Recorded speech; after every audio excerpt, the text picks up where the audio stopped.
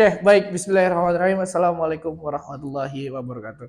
Alhamdulillah pada kesempatan kali ini kita dapat berjumpa kembali ya pada pelajaran IPA. Nah, pada kesempatan kali ini kita akan melanjutkan menjelaskan tentang gaya. Kemarin kan kita sudah menjelaskan tentang gerak. Sekarang kita sedikit akan membahas tentang gerak ya, beberapa gerak lagi beserta rumus-rumusnya dan akan membahas tentang gaya. Oke, baik. Di sini ada GLB dan GLBB. GLB dan GLBB itu sebenarnya dari bahasanya gerak ya. Jadi kalau GLB itu gerak lurus beraturan. Nah, kalau GLBB gerak lurus berubah beraturan. Nah, di sini apa bedanya? Sebenarnya bedanya itu hanya di kecepatannya saja atau di kelajuannya saja. Kalau GLB itu lintasannya lurus dan kelajuannya tetap. Akan tetapi kalau GLBB kelajuannya selalu bertambah secara teratur. Nah, di GLBB ini terjadi pada gerak benda yang dipercepat beraturan atau diperlambat secara beraturan. Jadi sebuah benda itu ketika lagi berjalan atau ketika lagi bergerak lurus berubah beraturan itu mereka akan mengalami yang namanya pertambahan kecepatan atau pengurangan kecepatan. Kayak contoh, misalkan kita lagi naik sepeda misalkan di turunan, itu kan otomatis kecepatannya akan bertambah apabila tidak menggunakan rem ya. Akan tetapi ketika kita menggunakan rem maka kecepatan kita akan berkurang. Nah, itu tetap dinamakan GLBB meskipun kecepatannya dikurangi seperti itu. Oke. Nah, untuk contoh gaya yang dipercepat, ada kelereng yang meluncur di papan seluncuran, yang dipasang miring, karena kan kalau semakin miring bidangnya, maka semakin cepat kecepatannya. Lalu, sepeda yang menuruni jalan menurun tanpa dikayuh. Ini yang tadi kita ini ya, kita contohkan. Lalu ada kelereng yang ditempar mendaki ke atas di papan seluncuran yang dipasang miring. Kayak kita papar miring gitu kan, terus kita melempar kelerengnya itu seperti itu. Lalu ada sepeda yang dikendarai di jalan menanjak. Jika pedal tidak dikayu, segerak maka sepeda semakin melambat. Oke, seperti itu kurang lebihnya. Nah, di sini ada percepatan dan perlambatan. Sama halnya kayak kemarin kita belajar tentang kelajuan dan kecepatan. Nah, di percepatan dan perlambatan ini adalah percepatan itu bertambahnya kelajuan tiap selang waktu tertentu. Sedangkan perlambatan adalah berkurangnya kelajuan setiap selang waktu tertentu. Dari kemarin kita sudah bisa ya membahas tentang kelajuan dan kecepatan. Apa itu perbedaannya kelajuan dan apa itu kecepatan. Nah, maka di sini kita akan digunakannya sekarang adalah kelajuan, bukan kecepatan. Nah, di sini ada rumusnya atau persamaannya yaitu A sama dengan VT kurangin V0 per T atau VT sama dengan V0 kurang plus minus AT.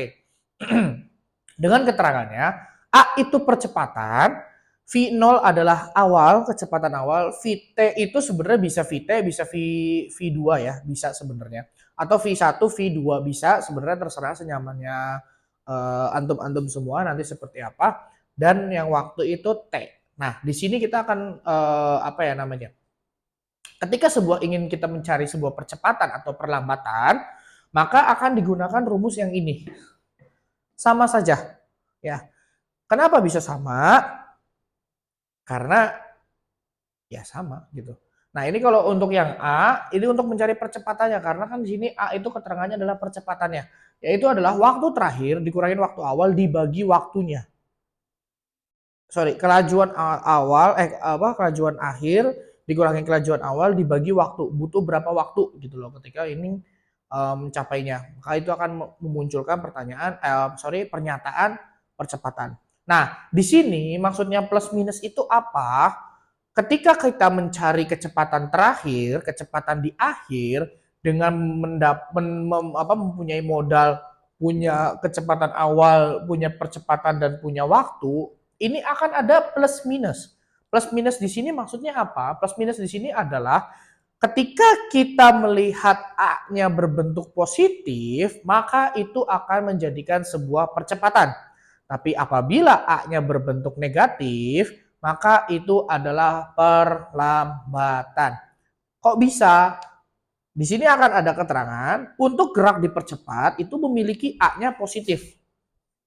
Sementara untuk gerak yang diperlambat memiliki A negatif. Makanya di sini kita memberikan rumusnya yaitu adalah plus minus. Plus minus ini digunakan sesuai dengan syarat dan ketentuan berlaku.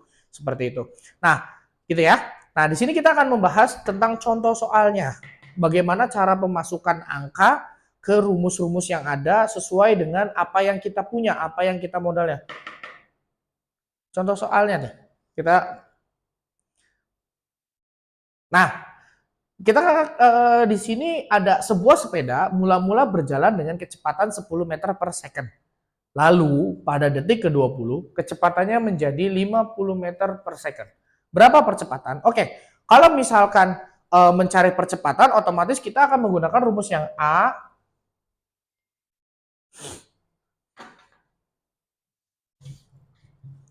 ya. Maka kita akan menggunakan rumus yang A sama dengan V T kurangin V0 per T. Nah, di sini kita tuh mencari A. Kita masih belum tahu A-nya berapa. Nah, VT itu kan kelajuan terakhir. Kelajuan terakhirnya itu di sini berapa? 50. Kita tulis 50. 50 kita tulis. Lalu 10 kelajuan pertamanya kita tulis. Dan waktunya berapa?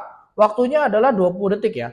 Jadi ketika kita membaca soal itu kita resapi ini seperti ini. Pada awal berjalan itu sepeda, ketika sepeda masih berbentuk GLB, gerak lurus beraturan dengan kecepatan yang dengan kelajuan yang konstan, maka kecepatannya adalah 10 meter per second. Ya kan? Nah, jadi ketika dia mengayuh sepedanya itu dikayu sampai akhirnya di detik ke-20 itu kecepatannya sudah menjadi 50 meter per second karena sudah mengalami GLBB. Itu seperti itu. Karena sudah mengalami gerak lurus berubah beraturan, mendapatkan percepatan. Mendapatkan percepatannya karena apa? Karena setiap detiknya dia menambah kecepatan yang akhirnya di kecepatan terakhirnya yaitu adalah 50 meter per second. Kecuali kecepatan di akhirnya tetap 10, maka itu tidak mengalami percepatan. Nah, di sini kita masukkan 50 kurang 10 per waktunya itu kita menggunakan yang 20. Kenapa yang 20? Karena pada detik kita mendapatkan kata kunci di sini ada detik ke-20. Jadi ketika di detik 20 kecepatannya udah 50. Jadi kalau misalkan kita pakai logika, kita jalan, gitu kan? Detik pertama kita menempuh jarak sekian dengan kecepatan sekian, gitu kan? Nah, nanti pada detik selanjutnya sekian, maka akan didapatkan seperti itu. Oke, sekarang dimasukkan 20. Tinggal dioperasikan 40 kurang 20. Coret sama dengan 2 meter per second. Coba kita lihat jawabannya. Jawabannya ya 2 meter per second kuadrat. Jadi seperti itu ya. Kurang lebihnya sama dengan beberapa rumus yang nantinya akan kita pelajari. Ini kan kita sudah mencari percepatan.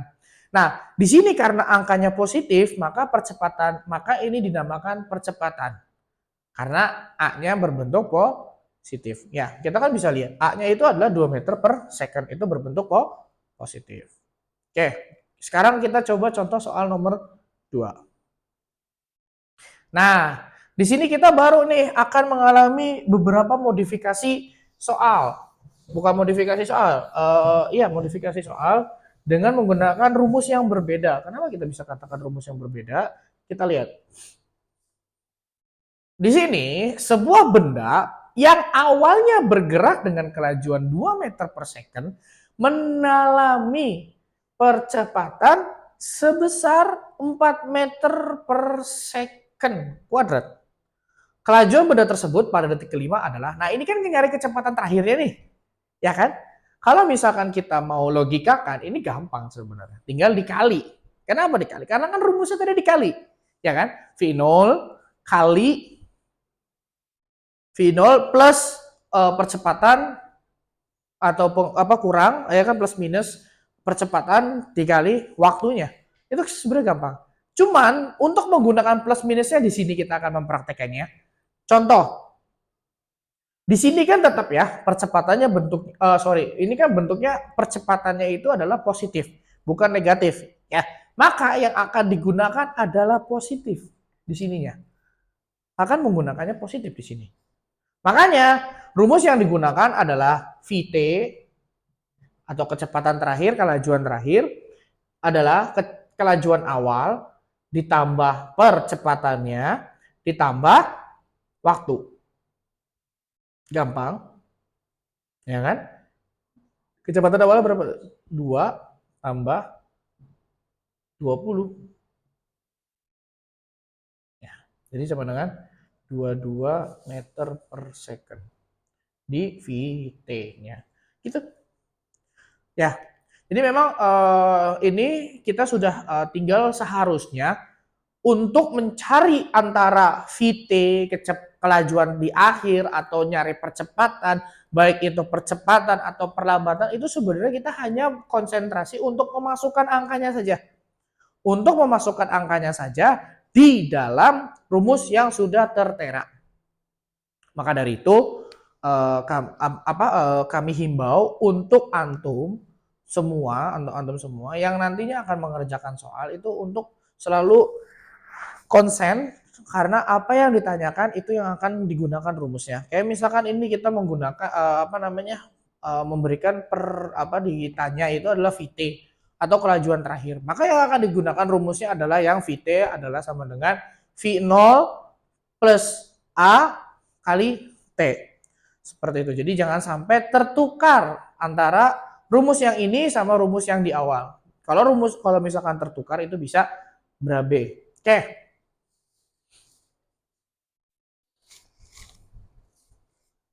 Nah, kita lanjut ya ke gaya. Nanti setelah gaya dan percepatan dan perlambatan selesai, kita akan mencoba untuk membahas soal latihan dengan tipe soal yang sama dimodifikasi sedikit biar tahu bagaimana cara penyelesaian soal dan untuk memasukkan angka ke dalam rumusnya. Oke, sekarang kita akan belajar tentang gaya dulu. Gaya adalah suatu tarikan atau dorongan yang bekerja pada sebuah benda.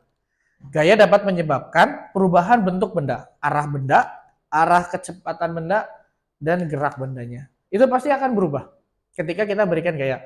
Contoh, ini kita spidol, kita berikan gaya, kita tarik, kita dorong, berubah posisinya, ya kan? Terus arahnya juga berubah, tapi bentuknya tidak berubah karena kita tidak memberikan gaya untuk merubah bentuk benda. Kayak misalkan kita mendorong papan tulis, yang tadinya posisinya di sini akan geser ke akan geser ke sebelahnya. Gitu kan, kita kan geser. Gini seperti ini. Ini kita memberikan gaya dorong. Nah, ini kita akan memberikan gaya tarik. Seperti ini. Jadi benda ketika diberikan gaya ya pasti akan bentuknya berubah, arah geraknya berubah, kecepatannya pun pasti akan berubah. Tapi ini tidak semua ya, tergantung. Oke. Nah, di sini ada contoh gaya dapat menyebabkan perubahan bentuk benda itu kayak menekan tanah liat yang berbentuk bola lunak dengan salah satu ujung jari, pasti akan berubah-ubah. Tanah liat, ya kan? Plastisin atau malem gitu kan, mainan-mainan yang waktu kecil, atau misalkan pokoknya yang lunak-lunak itu ketika kita adonan kue segala macam kan, seperti itu. Lalu contoh gaya dapat menyebabkan perubahan arah gerak benda, ya sama kayak tadi. Ketika kita dorong gitu kan, arahnya kan geraknya berubah. Ketika kita dorongnya ke kanan, benda akan berubah ke kanan. Ketika kita dorongnya ke kiri, kita akan berubah ke kiri. Ketika kita tarik, ketika kita macam-macam lah namanya gaya. Nah, terus untuk menyebabkan kecepatan gerak benda. Sama halnya ketika kita menarik sepeda gitu kan. Terus menarik atau mendorong troli belanja pun kita punya kecepatannya sendiri. Kalau misalkan ada speedometernya kita tahu kecepatannya berapa. Oke, gitu ya kurang lebihnya. Jadi dengan benda diberikan gaya, maka benda akan mengalami perubahan geraknya, perubahan bentuknya, dan perubahan kecepatannya. Oke. Nah, sekarang kita akan mempelajari bagaimana cara mencari jumlah besar gaya. Yang digunakan adalah satuannya Newton. Untuk masanya digunakan satuannya adalah kilogram. Dan untuk percepatannya kita menggunakan M per second kuadrat. Sama halnya ya, kayak tadi di GLBB. Oke, kita coba contoh soal yang pertama.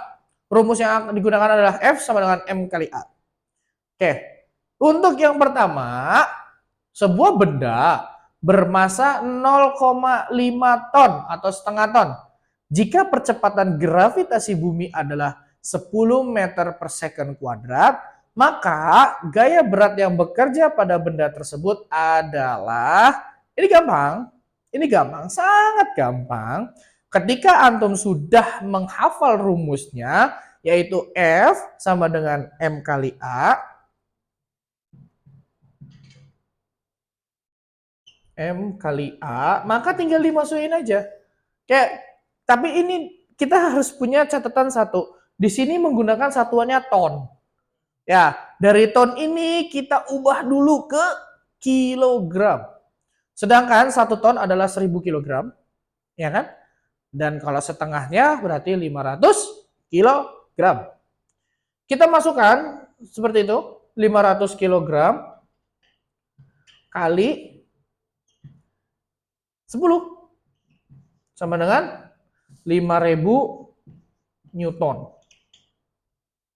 Ingat ya, saya himbau sekali lagi untuk pengerjaan dalam pembelajaran IPA ataupun di pembelajaran yang lain yang ada satuannya, baik itu IPA, IPS, matematik, tolong jangan lupa sertakan satuannya untuk di jawaban yang terakhir.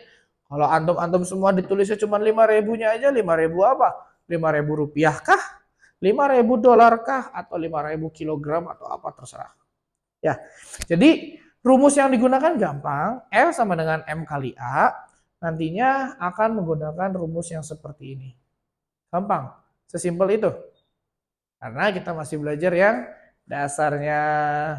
Kalau misalkan sudah yang gedenya lagi, nanti soal yang percepatan tadi ditambahin masa benda, suruh nyari gaya pun akan bisa ketemu. Oke, lanjut. Untuk soal yang nomor 2, ini akan ada modifikasi sedikit. Modifikasi sedikit.